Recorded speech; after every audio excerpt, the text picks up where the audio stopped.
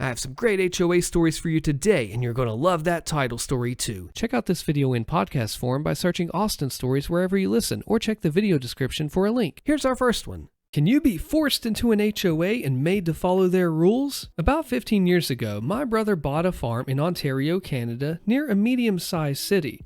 In the last 5 years or so, an upper middle class subdivision popped up beside of him, which for the most part wasn't much of a problem. Today, he had the president of the HOA for the subdivision come over to him and tried to issue him demands and fines for violating their rules. His farm was originally established in the late 1800s, and the subdivision was built around 2010, so it's not like he was part of them when they were built.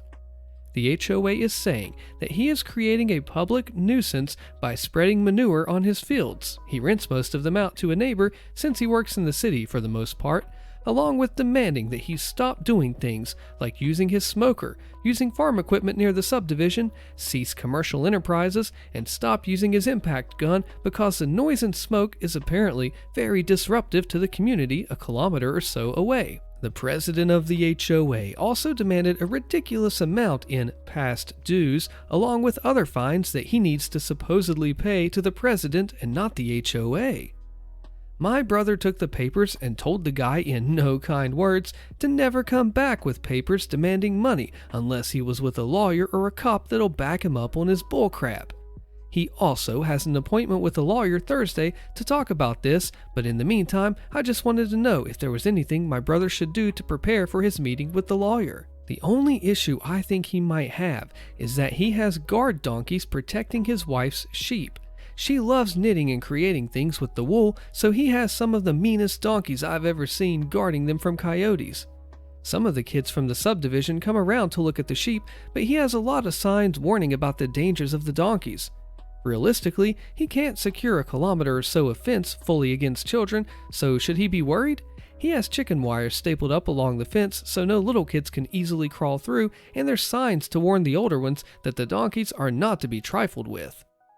Is there anything he should be doing or working on to help himself out?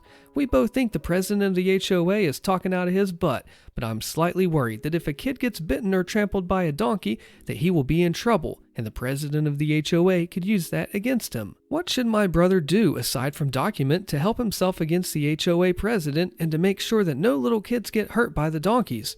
Is he going about this right, or is there something else that he should do to legally help himself? Do you agree with this answer? If your brother owns the land and did not incorporate his property into the HOA, then the HOA can do nothing about his farm. He should have his lawyer write a cease and desist letter to stop the harassment about the HOA.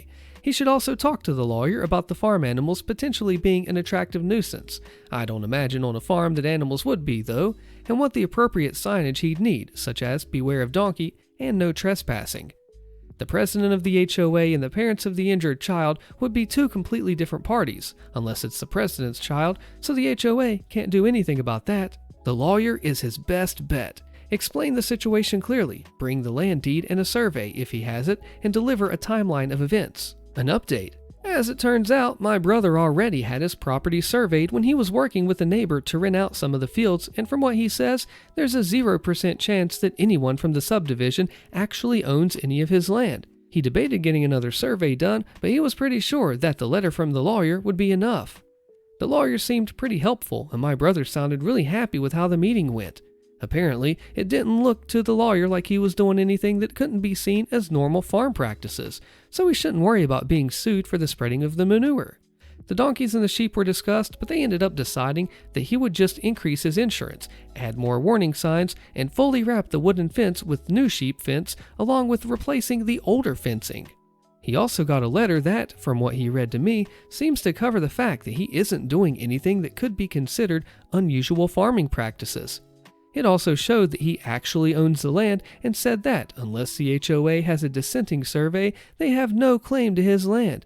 It ended up saying that the HOA president should contact the lawyer and not my brother if he has any further issues. Interestingly enough, the lawyer couldn't find any homeowners association under the name the guy had given my brother.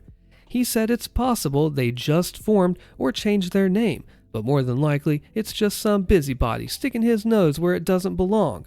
There's a small chance that they unofficially formed an HOA and never actually did anything but give themselves a name and some rules. But the lawyer said that if they did, it wouldn't change the fact that they can't force him to join. So my brother and his wife are happy that things seem to have been resolved. He bought a security camera for the front door so that he can have a recording if the guy shows up again, but that's hopefully the end of it. Now, I'm no lawyer, but if you don't know about a situation like this and things can go wrong, it's best to get somebody that knows what the heck they're talking about. Insane HOA Karen story. I don't care what you are, you can't park in my spot. I'm a paramedic in a place that has some HOAs and apartment complexes. We hate responding to the apartment complexes because there's nothing but assigned parking and no fire zones. Basically, if we can't find a space to fit in, we have to block the road. My agency also uses first responder vehicles and ambulances. The first responder, as implied, usually arrives first, so we do our best to leave room for the ambulance to fit in. We get a call at the apartment complex, and I am in the first responders. As I pull up to the address, by some miracle, there's a spot only 2 apartments away. Great, I can leave the road clear for the ambulance. As soon as I park, out comes this guy screaming I can't park there. I do the "Are you serious?" look and just say medical emergency. He says that he doesn't care, I can't park there. Keep in mind, my vehicle has enough lights to make a Christmas tree jealous. I just grab my stuff, I lock the vehicle, and keep going. He is screaming. He is going to call the cops, and I tell them, well, they're already on the way. They do respond to medical emergencies. The cop gets there while I am in with the patient and tells him basically to pound salt. The cop enters the apartment, and then the guy really goes full-blown entitled. He enters the apartment, comes into the room where I am treating the patient. He starts ranting and raving about how I have to move my vehicle. I look at the cop and I say, "Get him out of here." The cop then seals his fate. She asks the patient if she wants this person removed from the apartment and did she ever give consent for him to enter. The patient response is, "Get him the heck out, he's trespassing." Boom, the all clear. The cop gives him one last chance and tells him to leave or he will be arrested. He doubles down. I am on the HOA board and I can go where I please. At this point, backup is called. The cop at least manhandles him out of the room. The ambulance arrives with PD backup and they get him out of the apartment so that we can safely remove the patient. Not entirely sure what happened next, as I was in the back of the ambulance, but when I got out, one of the officers approaches and says, "Hey, sorry, we need another bus. We had to tase him." Policy for PD is, if they tase someone, they have to be transported to the hospital by ambulance, to the hospital, as the taser spikes have to be surgically removed due to the barbs on them. We wait for the second ambulance, and they take him, and I go back in service. Found out a few weeks later, he was charged with trespassing, assaulting an officer, resisting arrest, interference with government administration, aka interfering with the scene of an emergency, all over a parking space that I would have been in for all of 20 minutes if he hadn't created problems. I can only assume that he took a plea deal, as I was never called to testify. You ever heard the phrase, make a mountain out of a molehill? I mean, this guy just had to let the emergency services use the parking spot, and then he would be in no legal trouble. Well, he probably would have gotten in trouble down the road knowing him. What would have you done? This HOA president was terrible. So I was living a peaceful life in my cozy home on the street, blissfully unaware of the storm that was brewing just a few doors down. It all started when the ever so powerful and slightly sinister HOA president decided that he had his sights set on my house. I'd never been a part of the homeowners association, mostly because I preferred to have the freedom to paint my house any color that I please or plant whatever flowers I desired. The HOA president had always seemed to harbor a particular animosity toward me. Perhaps it was because I had a house that he secretly coveted, or maybe it was simply because I didn't conform to his vision of a perfectly manicured neighborhood. The signs of trouble began to surface when I received a letter in the mail one sunny morning. It was from the HOA, you guessed it, stating that they had placed a lien on my property for unpaid dues. It just was absurd because I wasn't even a member, and I certainly hadn't received any bills from them. The HOA president was using scare tactics to force me out, and I was determined not to give in. I knew my rights, and I knew that they could not legally put a lien on my property. I decided to confront that HOA president, hoping that a simple conversation could resolve the matter. I knocked on his door. My heart was pounding in my chest as I prepared for our showdown. The HOA president, with a smug grin on his face, welcomed me into his living room. "What brings you here, neighbor?" he asked, feigning politeness. I cut right to the chase. "Mr. President, I am not a part of the HOA, and I've never received any bills from you. Why'd you put a lien on my house?"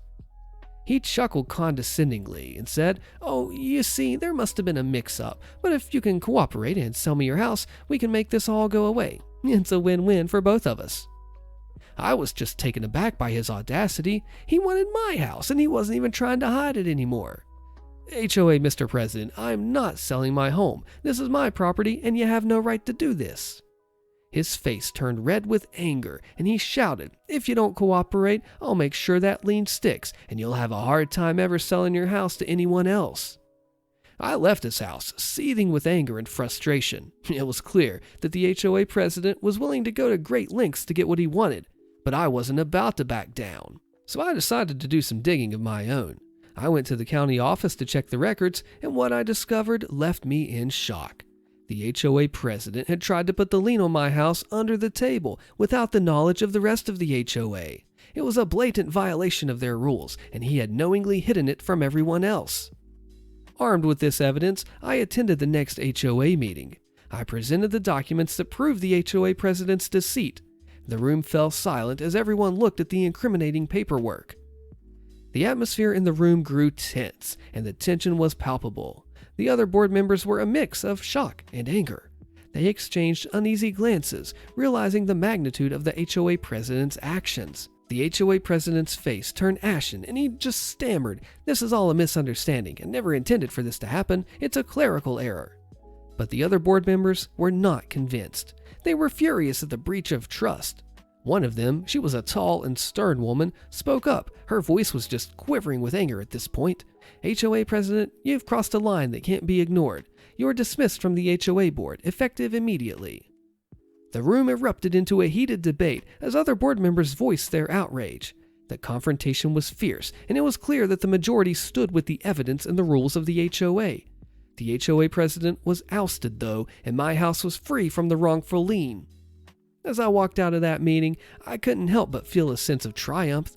The HOA president's jealousy and greed had finally caught up with him, and justice had prevailed. I returned home, relieved that my house was safe from the clutches of this power-hungry former HOA president. HOA story time. I was having a great day, that is, until HOA Karen decided to rear her ugly head. Seriously, I have to tell you what happened. So my wife and kids and I, we'd always loved our house and our lawn. It was nestled in the heart of a friendly suburban neighborhood. It was a huge upgrade from our last place, and we were in love with it. But there was one dark cloud that loomed over our American dream white picket fence life: the Homeowners Association and its notorious member, HOA Karen. Just think of the ugliest witch that you saw this past Halloween. Yeah, that's only like a quarter as ugly as this Karen. She's so awful, she makes the Grinch jealous. But yeah, we'd heard tales of her petty squabbles and the havoc that she'd end up wreaking on the neighbors, but nothing prepared us for the ordeal that was about to unfold. So it all started with our house, right? Ours was beautiful, slightly larger than the rest, with a charming white picket fence and a well-landscaped front yard. It wasn't ridiculously huge, just a bit more spacious, and Karen couldn't seem to handle us being so happy. She'd often peer out of her living room window, glaring at us, as we spent time in our yard. It was kind of unsettling, but we tried our best to ignore her, because what else are you going to do? Well, come to find out, I spoke too soon. One day, as we were enjoying a family barbecue in our backyard, which is grilling steaks, I'm a dad, it's what we do, medium is the best way, right? We saw Karen venture past our property line, into our yard, as if marking her territory like a strange mutt with an ego, so far from home, trying to be the king of the castle or the neighborhood. I approached her and politely asked her to just respect our boundaries, but she brushed me off, claiming she had a right to keep an eye on us. What a creep. Well, things took a terrifying turn one night. We were in our living room watching a movie when a loud crash shattered our peace and quiet. We were startled and we just rushed to the front of the house to find a brick had been hurled through our window, shards of our glass just covering the floor. My family was shaken and anger coursed through my veins. I knew deep down that Karen was responsible, but we couldn't prove it. Determined to catch her in the act, we installed security cameras and replaced the window. We even decided to get a new mailbox, and I just couldn't help but taunt her a little bit. I hope you don't think I'm too rude, but I have to tell you what I did to her. So I told her, "Karen, we just love this new mailbox. It's so sturdy and secure, and doesn't it look nice in front of our happy little home?" I mentioned it to her during one of our rare encounters, and we watched as her eyes flashed with irritation before she turned away. Sure enough, the very next day, we heard a loud banging outside. Rushing to the window, we found Karen attempting to break our new mailbox with a baseball bat. But what she didn't know was that we had reinforced it with rebar. The sucker took the bait, hook, line, and sinker. The loud clang was followed by her painful scream, and we had it all on video. With clear evidence in hand, we took the matter to the HOA president and consulted our lawyer. The video left no room for doubt. Karen was caught red-handed. The case went to a hearing, and Karen was found guilty. The HOA imposed heavy fines on her, and she was ordered to repair the window and the mailbox that she had damaged. We'd also received restitution for the damages inflicted on our home. Our once pleasant suburban life began to regain its tranquility as Karen was forced to back down. It was a hard-fought battle, but we were able to put an end to the HOA Karen's reign of terror. With her financial penalties and mandatory repairs, Karen was humbled, and we never heard from her again. Our neighborhood, once shadowed by the specter of an overbearing HOA member, was free to flourish as a close-knit community. We celebrated our victory, cherishing our newfound peace and the safety of our family. HOA Storytime with an update. About 2 years ago, we decided that our townhouse's yard sucked because it was a 20 by 20 square of grass that was good for nothing but irritating lawnmowers. So we decided what wouldn't suck was a 20 by 20 patio. And in that patio, we wanted fire like any good American pyromaniac household. So after HOA applications and neighbor approvals, and one bout of hysterical weeping over the cost of hiring a landscape architect, we installed a patio and a fireplace. And all was good, until about 3 months later, when I get a call from the HOA rep that goes something like this. "Hello?" He says, "We have a problem." "Well, that's unfortunate for you. It's about your fireplace." "You mean the one that you approved in May? As in May, and it's now November?" "Well, it shouldn't be there. It's against fire code." "Well, it weighs 7,000 pounds, and you approved it, so it ain't moving." "Didn't you get the county to check on this? It's clearly against fire code." "Tell you what, you send me the statute that you think we're violating, and I'll talk to our landscape architect. Here's my email." I give him my email reserved for idiots and spam bots. One email, and a few clicks later, I realize they're looking at my county's regs toward bonfires and fire pits. And I'm going to assume that 7,000 pounds indicates that this is neither of those things. It's a fireplace, which is specifically listed in the fire code, but then not regulated. I forward this email to my landscape architect, and she then calls me with the county fire chief on the line, and we laugh for a good 10 minutes. I email the HOA back politely. "Dear freaking HOA moron, you recently called me erroneously, assuming our fireplace fell under the regulations. It does not. Our fire chief, my landscape architect, and my basic reading comprehension have all confirmed this. If you want to continue to argue that I need to go through significant expense to remove a $10,000 fixture from my property, you'll need to provide your counsel's information so that mine can contact them. Kindly leave me the heck alone." 5 weeks pass with no contact from the HOA. After this time, I get a letter informing me that my fireplace can only burn wood and no hazardous materials. The HOA has said crap to me since. An update. They have returned. Now they've sent a polite letter to the entire neighborhood as a reminder that grills must be operated 15 feet from the house and not on the deck. What bull crap is this? I mutter to myself as we grill burgers on the deck, seeing that they've cited the fire code. Again. And to their credit, I look at my county's fire code. It does state that no charcoal cooker, smoker, grill, or any flammable liquid or liquefied petroleum gas-fired stove or similar devices shall be ignited or used on the balconies or spaces under the balconies of any structure, unless approved by the fire marshal. These devices can be used at ground level if at least 15 feet from any structure. Of course, that statute is also followed by Exceptions: electric grills and other devices approved by the fire marshal, detached 1 and 2 family dwellings and townhouses. And we're in a community of townhouses. As of this week, my second grill has been assembled on my deck. I await the upcoming HOA phone call as the bow hunter waits for a deer to close that last few feet. What do you think about standing up to the HOA? What would have you done? Karen tows my car off of my property. Click the video on your screen to find out what happens to Karen, and I'll see you there.